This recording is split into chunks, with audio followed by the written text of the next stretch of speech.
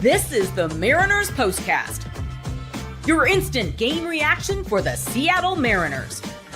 Part of the Locked On Podcast Network, your team every day. Massive series win for the Seattle Mariners. Anderson Hurst here, Christopher Crawford here on your Mariners POSTCAST. Woo! Got closer than it probably needed to be.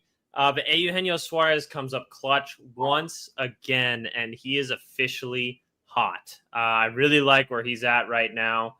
Hopefully the Astros lose a little bit later today. We'll wait and kind of see how that goes down. Come on, Colorado. Really would hope for that. Yankees do win, though. So they're starting to heat up as well. You get almost a Bryan Woo start from Bryan Woo. 1/3 of an inning away. Ends the streak of 6 innings or more. It was bound to end sometime. I honestly think it was the right move to pull him, and we can talk about that for sure. But man, I think the story of the day has to be Eugenio Suarez, because he kind of took over the series a little bit, even in the loss yesterday. But Chris Crawford, what are your initial thoughts on the series win against the San Diego Padres? 5 out of 6 against a good team. That's really good. Yeah. The Vitter Cup is over. Long live the Vitter Cup. Let's never have that again. This is I keep saying things are one of my favorite wins. You know what I really liked about this win? The Seattle Mariners had almost everything go against them today, and they still come out on top. There were so many unlucky moments in this baseball game that the Seattle Mariners should have had better results, or at least there was a coin flip in the result. Didn't go their way, but the Seattle Mariners still did enough to get this win. And getting a series win against this Padres team, who have been playing excellent baseball, it's huge. It's absolutely huge. I feel so confident about this baseball team. Now you got 9 on the road, and hopefully, to be fair too, they're playing teams that aren't as good as the 9 that they played before. And I know we're just recapping today, but we can't help but lead into what's going to be happening over the next week plus, right? Yeah. This was a massive result, getting 2 out of 3. If you wanted to be a negative Nelly, you really should have swept. You really should have had you should have had that win yesterday, and you're feeling superb. But 2 out of 3 against the San Diego Padres, who had everything go right for them in this game, you still come out on top. Yeah, I almost take it as a positive that you should have swept. You know what I mean? Like, you proved that you're the better team than a very good team.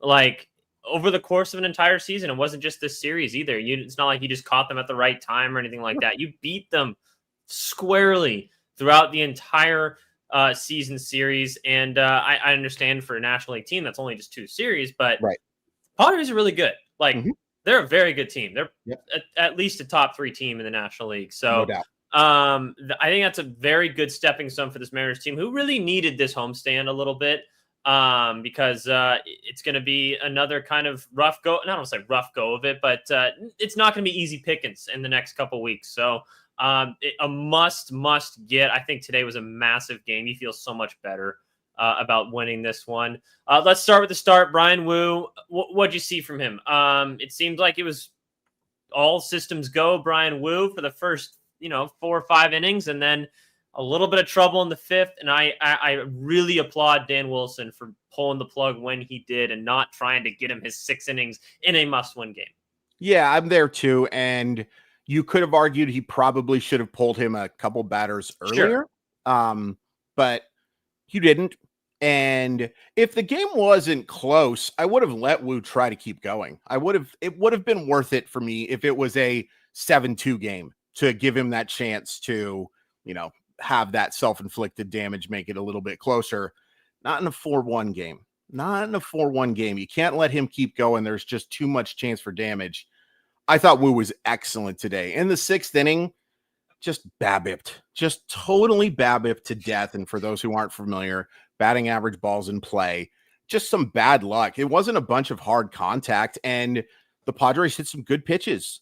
I thought Woo was excellent today. I thought his command was outstanding for the overwhelming majority. I think he issues the 1 walk and hits 1 batter.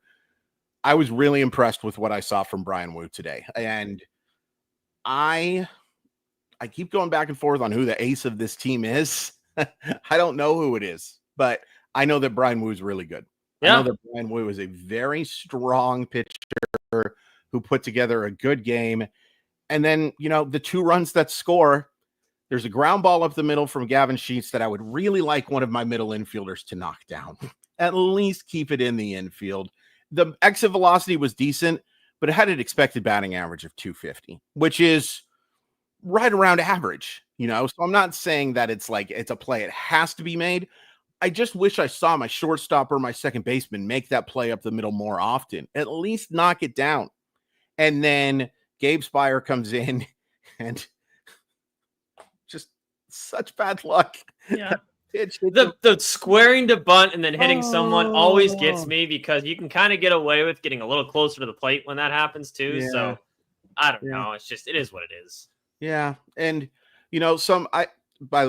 this is a very interesting comment. Hated the decision to pull Woo. Don't care what's more strategic or whatever. I want to see ball players do cool stuff. I honestly think that's a fair comment. I get it. If you're watching baseball 162 games a year, I totally get it. There's 2 different sides to look at it from. I do think that side is fair to say you had a chance for him to make history. And if you want to go hindsight, hey, it technically didn't work out that great because you give up that run. But at the same time, I think it was the right decision to pull him because I just think this win was too important. It was too important. I have so much faith in Gabe Spire. The cool stuff is cool, no doubt about it. But I think it was more important to get Woo out of there. And it kind of worked. They give up one more run, but this is a game that you absolutely had to win. I did not have a huge issue with Dan Wilson making that decision. No, I think it was a perfect balance. You said he could have done a couple of batters earlier. I think, okay, he deserves a little bit of leash to try and get through the 6 innings. When that looked like, okay, we are in dangerous territory here. Let's go to Gabe Spire, the guy who can get him out. Again, you said he ends up hitting the batter, which walks in the run. It's super unlucky. It's not like he had a bad pitch or anything like that. It was just the way it is. And then he strikes out the next guy, and he does what he needs to do. And it's worth pointing out, the batter before that, Woo's last batter, the guy hits a ball about 14 feet at most, and Woo just isn't quite able to make that play, right? It was bad luck, but Bryan Woo was fantastic. I really wish the streak was going. I do wish that the streak was over or was not over, but I don't have an issue with how the streak ended. Yep. I'm all in favor of winning baseball games. And we've talked about it with Dan Wilson before. Sometimes it feels like he manages to the back of the baseball card a little bit, whether that's only putting Munoz in a save situation, whether that's keeping Bryan Woo in just to get his 6 innings, even if in a close situation. I loved he played the line really, really well, balanced of letting him have a chance to do it. But then at the point, it's like, okay, we need to win this game. This is what the thing that helps us win this game the most at this point in time. So, okay, on the other side of the break, we'll talk about the offense because there's some good performances. I want to ask a couple questions regarding the top of the order, how we're looking there. And then, we'll do our unsung hero as usual. Because I don't think there's an unsung villain today unless you really are feeling negative. But I feel like we're doing pretty good. So we'll do a quick break, come back, talk about the offense on the other side.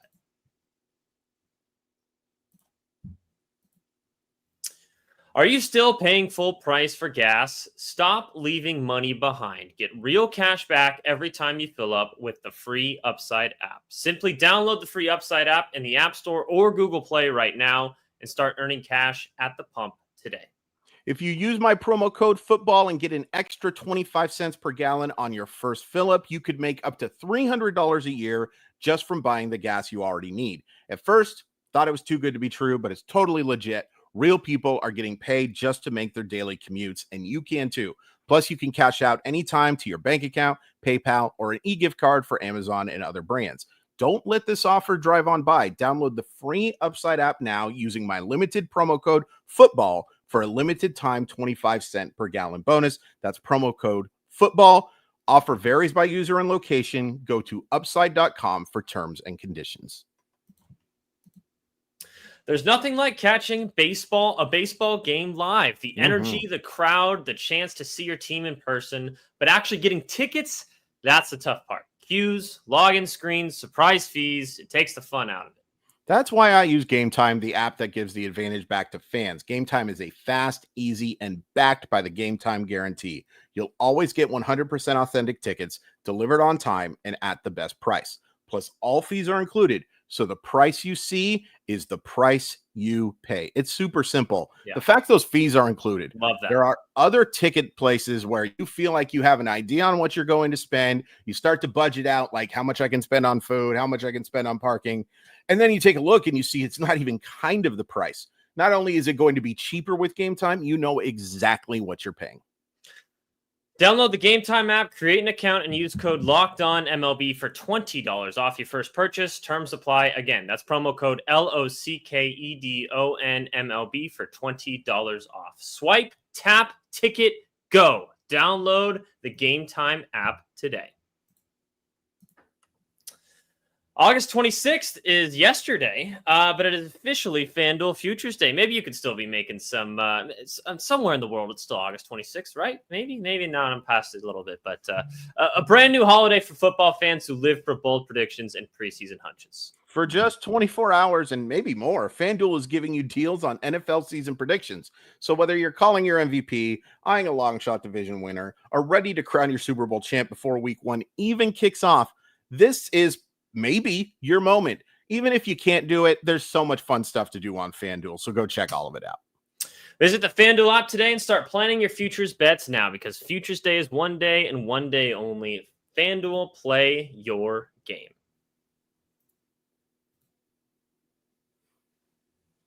Welcome back to the Mariners Postcast. It is August 27th. Don't get that wrong. Our app reads have not been updated. So you know, if you really want to go back in time and make those futures bets and you have a time machine, do that. Like, I'm sure you can, wait a little bit longer and then wait to see what happens. And then you use the time machine, go back, make the bets, and boom, you're good to go. So Back to the Future 2 made a lot of money for this reason.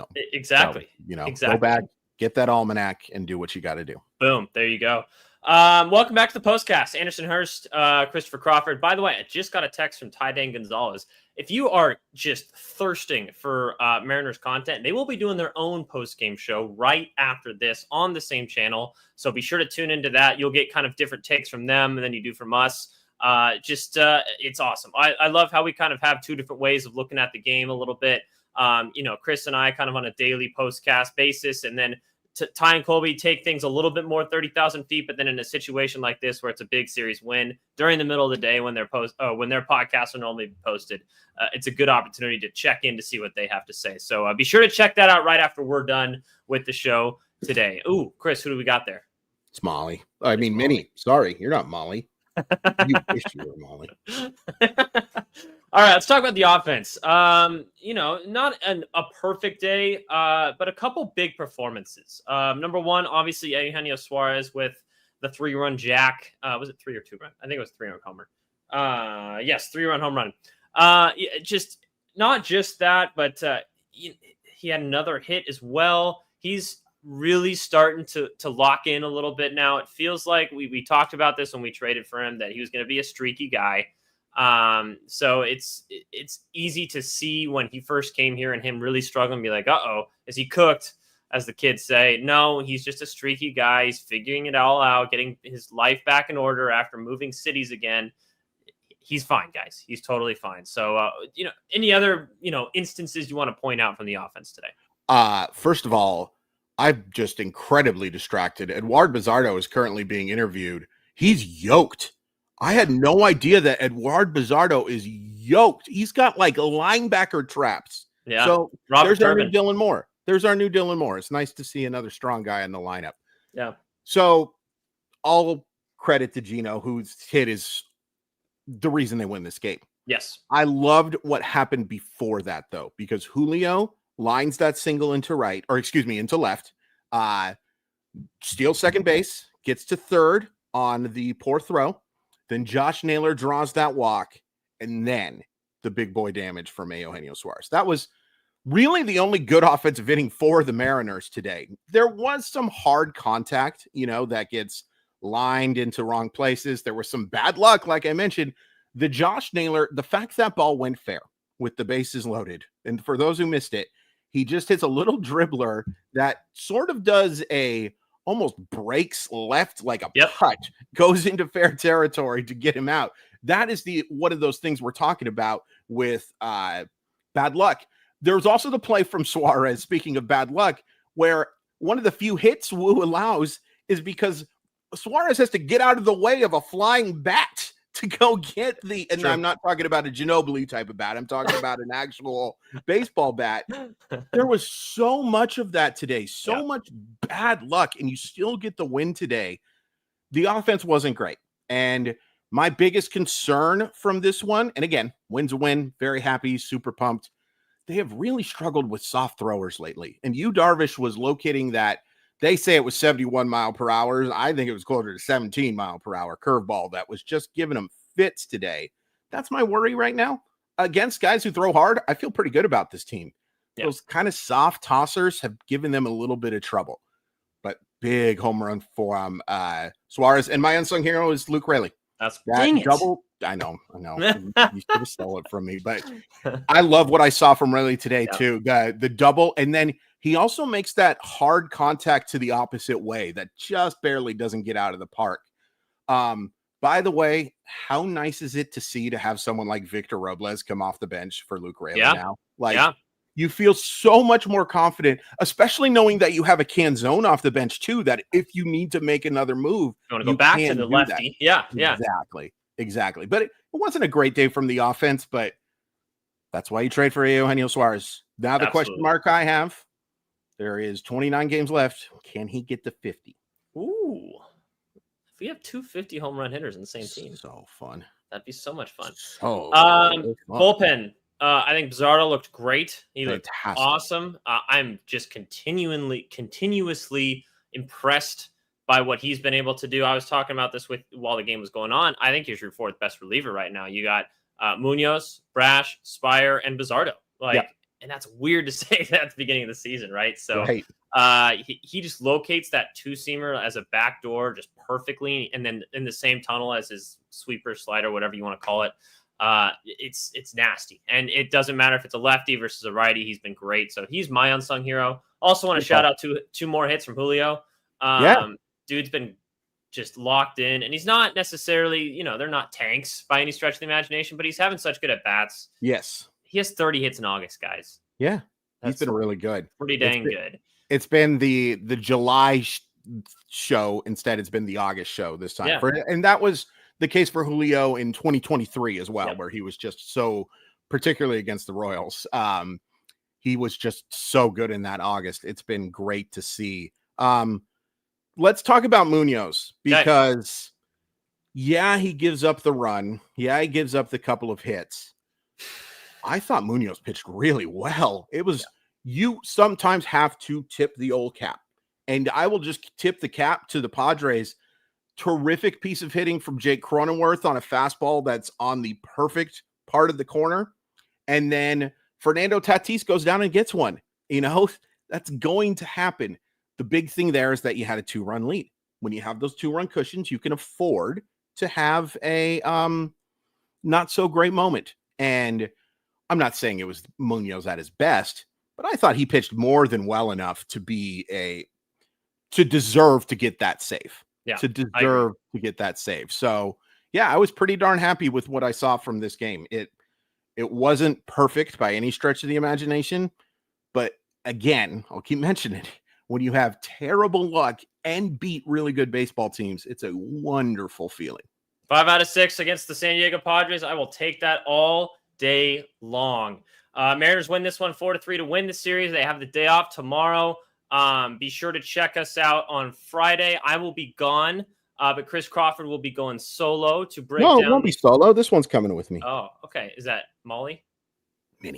Minnie. Okay. Excuse me. Sorry. I get those two mixed up a little bit. It's fair because I just literally got it mixed up myself. I don't think I've called them the right name. And she's been alive for 6 years. She's been alive for 14. I don't think I've called them the right name once. Great. That's fun. Maybe you should switch them. If anyone wants them.